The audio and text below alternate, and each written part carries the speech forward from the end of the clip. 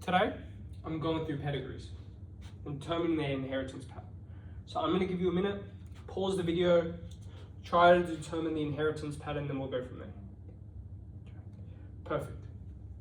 Now let me go through it. The first thing I always do, let's see if it's Y-linked. What does Y-linked mean? Remember XY? If it's Y-linked, all the males will be affected. All the males will be affected, but unaffected.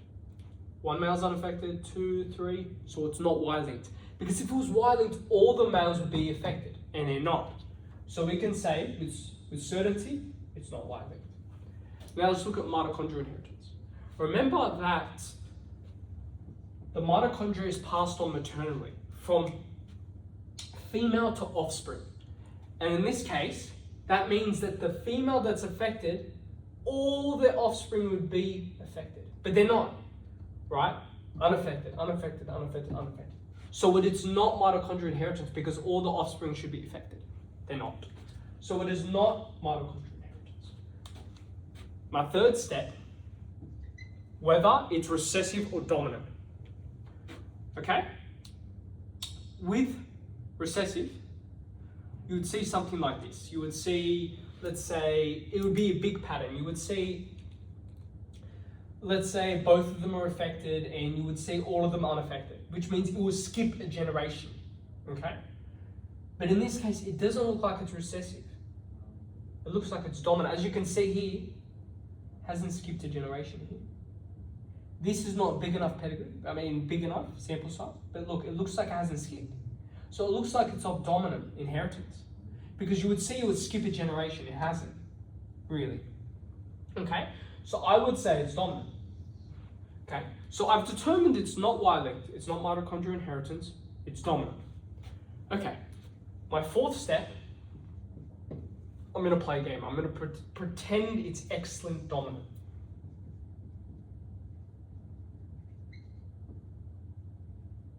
I'm going to pretend it's X-linked dominant, okay? You always want to pretend it's X, okay? And what I would do is, where would I go on the pedigree? I want to go on the pedigree where there's the offspring, where I see there's opposite genders and opposite phenotypes. See how the female, male, one's affected, one's unaffected? That's what I want to see, okay? Now I would test it here, okay? Let's test whether it's X-linked dominant. And if it, okay, let's test its X-linked dominant. Remember males, XY. If it's dominant, that means this must be recessive because they're, this must be, recessive, yeah, because they're unaffected. The male's unaffected, so XR. Y. Okay, this female would be X, X,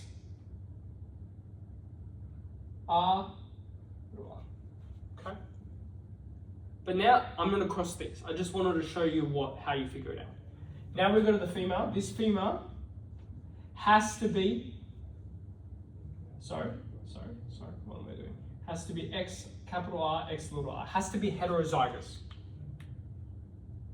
Okay? Sorry, and this would be dominant. Sorry, I made a mistake. This is not, I'm pretending it's dominant. So that means this would be capital R. I would have to have a dominant allele because it's affected.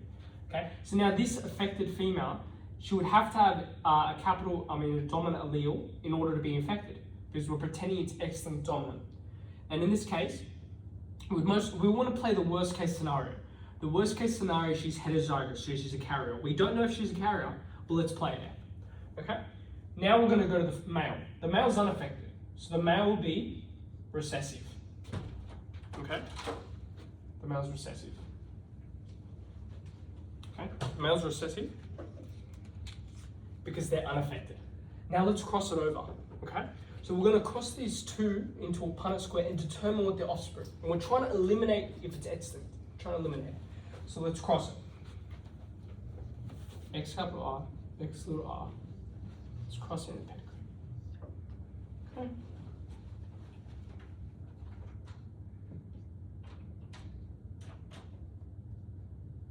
You can cross along at home.